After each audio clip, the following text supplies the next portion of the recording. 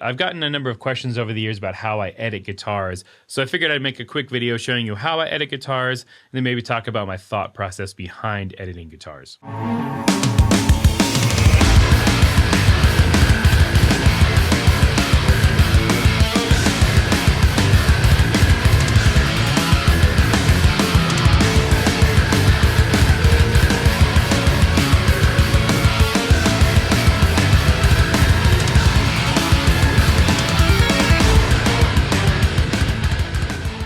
So I have a little riff here. I'm just testing out some rhythm tones. Figured I'd write a riff and put it together. So I kind of wrote this and recorded it at the same time. So my takes weren't like super clean. So this is a good thing to kind of show for editing. How much I edit really depends on what the part is. If it's something super technical and crazy, I'm going to edit a little more heavily to make it sound more inhuman. If it's something lyrical and melodic, I'm going to try to do it in one take as much as possible. And I'll leave in some imperfections even, just because I think it actually sounds better, you know. I think there was a time when I maybe edited guitars too much, and I've kind of come back on that and tried to find the medium between where it needs to be edited more heavily and where it can be left a little more imperfect. And the goal is always to try to do it in one take as much as possible. And, you know, if I was recording this for an actual album or a single, I would practice more and try to play it more perfectly. But for this, it's just a quick demo, so it's a good example of how I would actually edit guitars. Now for the setup here, you see I have 2 left guitars and 2 right guitars. That's because I recorded through the Kemper, so I have an affected signal and then a direct out signal, so this DI here. And it's really important to have a DI signal for a couple of reasons. One is if you want to reamp, so maybe I don't like this tone, for example, and I want to get a different tone, I can run it back through the Kemper, or I can run it through a real amp, or maybe through a neural DSP plugin, something like that. But for editing, it's really nice to have DI because I can actually see where all the hits are, all the different transients of the guitar. With the distorted signal here, it's just a big block of sound, and it makes it really hard to edit. And I have these 2 channels linked, so if I go in here and I want to kind of cut right in front of this hit, for example, boom, I can do that, and I can see it much better on the DI signal. So I always record a DI signal. I think it's really important. Let's talk about quantizing guitars. That's where you use this little Q button and you take all the transients and put them right on the grid. And I very, very rarely quantize guitars. I can think of maybe on one hand the times that I've actually done it. I don't really like the sound of quantized guitars. I think it sounds inhuman and kind of messes with the tone too much. Now with drums, I would quantize drums. That's very common to do. It works well with drums, but for some reason for guitars, I don't like the sound. So what I'll do is get a good take, and if I want to move things around time-wise, I'm just going to grab that part of the take and move it forward or backward. I'll probably end up doing that somewhere on here. But I don't really quantize guitars. I know some people do. It's just not really, you know, my cup of tea. So I've grabbed what I think are the best full takes of the left and right rhythm guitars here, and I'm just going to start editing. All right, I'm just going to start with the left guitar. I've muted the right guitar, and typically when I edit, I'll turn the volume up of the guitar just so I can hear it better. It'd be louder than I'd have it in a mix, but I just need to be able to hear it really well. So right off the bat, I don't really like the beginning of this first take.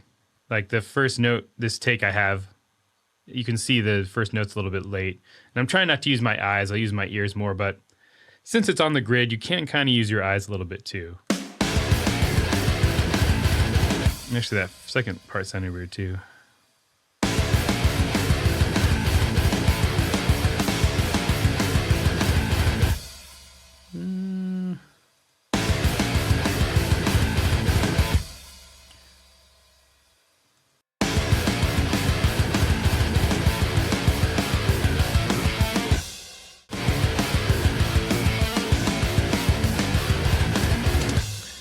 There's a couple notes there that felt kind of choked, so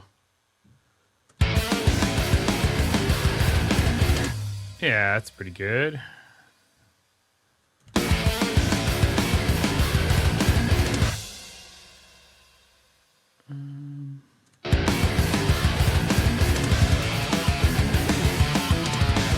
That was pretty tight, although those felt a little rushed, so maybe I can find a take that's, and I can look and see, like this take is maybe a little bit back behind, so. No. That's pretty good. Yeah, there we go.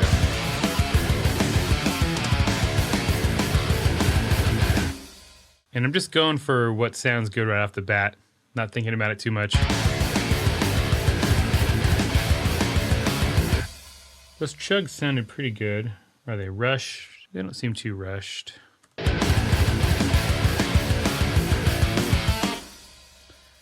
That was okay.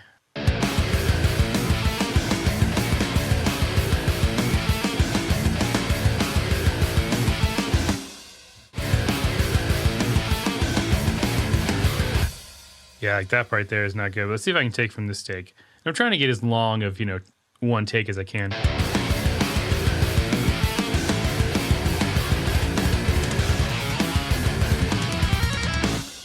Okay, that's pretty good. Let's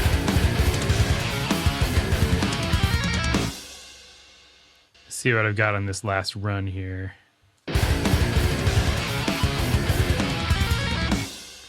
Yeah, that's pretty good.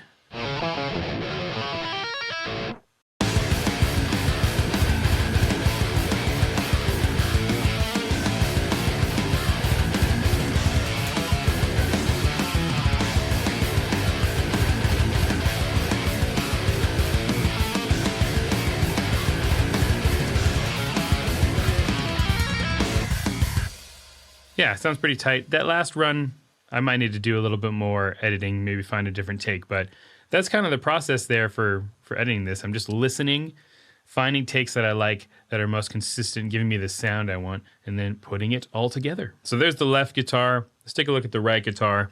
Just gonna do the same thing. Now I'm gonna bring the volume of the left guitar down a little bit, just so I can pump up the right guitar. I wanna be able to hear both at the same time because it's really important how they lock into each other. So I edited the left guitar without the right guitar because I didn't wanna hear it as it's not, gonna be super tight. So I just did the one guitar at a time, and now that I have that one kind of edited, feeling tight, I'm gonna blend them together, right? So let's take a listen.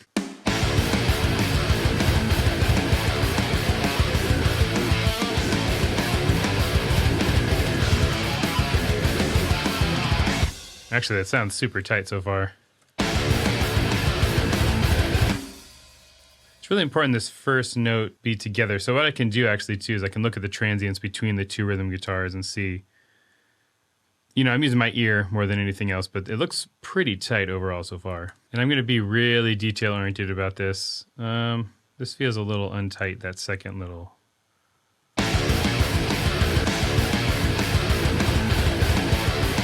That felt a little tighter. Some of these chugs were maybe a little...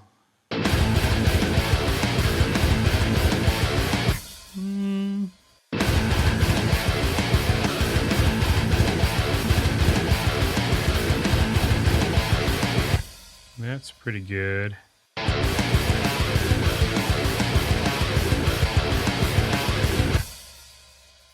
This is a little rushed. I can see it just visually.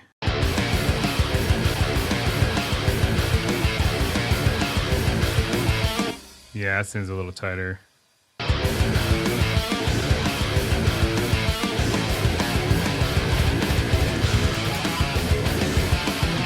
And there's a harmony there. That sounds a little weird. Better. Yeah, that's pretty good. That felt kind of choked off, these ones.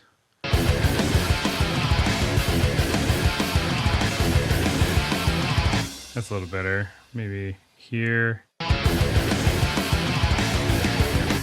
So sometimes you'll have like timing issues. Like for example, say this transient was before the one I'm going to in a different take. I want to make sure I'm not going to catch like both of the beginnings of each note. So you kind of learn how to do this as you go along. When I do these edits between takes, like I'm right up to the beginning of the hit of the next note, just so I can have it be as smooth as possible. I might stick with this original take.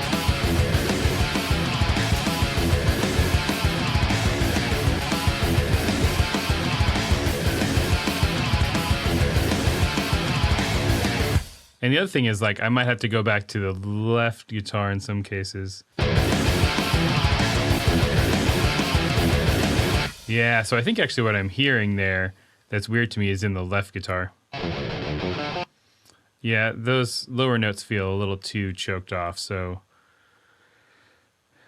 This is the case, obviously I might have to go back and grab from... Yeah, it still feels pretty.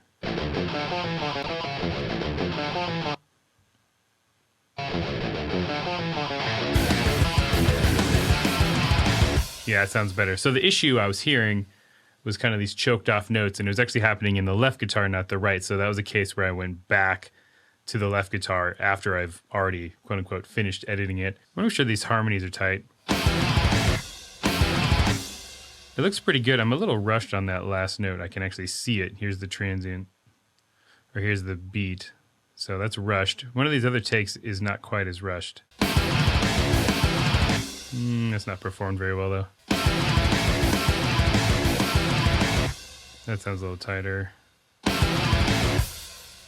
Maybe this last one here.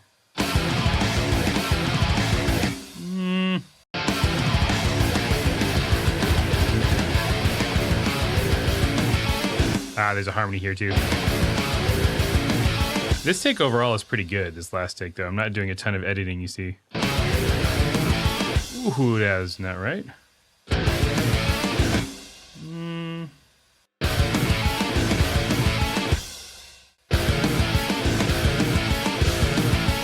Not quite. So there's the one as far as the notes and the playing goes, but here's a case where I'm gonna do some time correction. This all sounds good. The notes sound good here, but it's a little ahead of the beat. So for these 2 or 3 beats or whatever, I'm just gonna grab the track and drag it back slightly.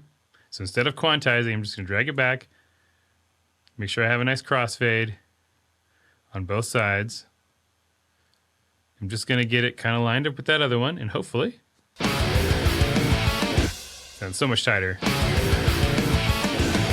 Yep. So that's as much as I would do with time correction. So I'm not going to quantize. I'm just going to grab it, drag it, make sure the crossfades are good. That's how I time correct. Sometimes I have to do more of that than other times, but here, didn't need to do too much. This last take has been really good overall, and I think that's just due to the fact that by this point, I had played this riff, 20 times as opposed to the first time I recorded it on the left side. So you see here, I'm mostly grabbing from the last couple takes on the left and the right, because those are the best, because I've had time to kind of perfect it. I could have perfected it in the practicing process, but in this case, I'm kind of like recording and practicing at the same time. Maybe not the best option, in all cases, but with a demo like this, it doesn't really matter too much to me. This last part's a little rushed though, so I'm definitely gonna have to grab from some other takes.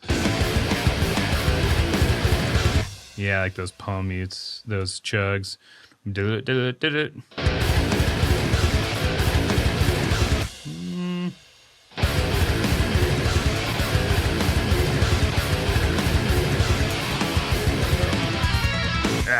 Yeah, this last run too, it's harmonized. That's pretty good. Now I just need to get the run itself.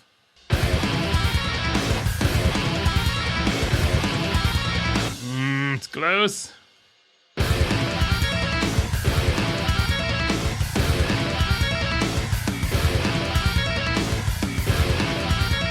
That sounds pretty tight.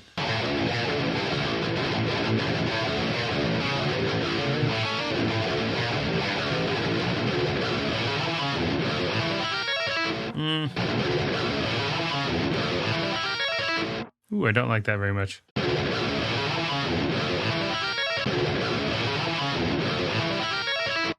Ooh, I'm definitely like behind the beat there on the right side. I can see it. Oh, like majorly. Maybe I'll go from here. Sounds tighter. I think that's it. So what I'm going to do now is I only recorded this riff once, even though it happens twice. So I'm going to then copy and paste both of these over, and we'll have the entire riff. And we'll kind of listen to it in context. So I'm copy and pasting. I want to make sure I'm snapped to the grid and I get right up to the front. And here too. So now I have it like right on the grid. So I'm going to copy and paste the entire thing. Very good. And then there's some bleed into the next riff. So now I'm going to do my crossfades. Now when I do the crossfades, there I'm not going to snap to the grid. Just so I can get them nice and exactly where I want them. Like I kind of have to drag them back a tiny bit probably. And then also in the halfway point. boom, crossfades, something like that. And I just want to make sure the into the repeat part sounds somewhat natural, so it doesn't sound like I'm copying and pasting. Yeah, feels pretty good.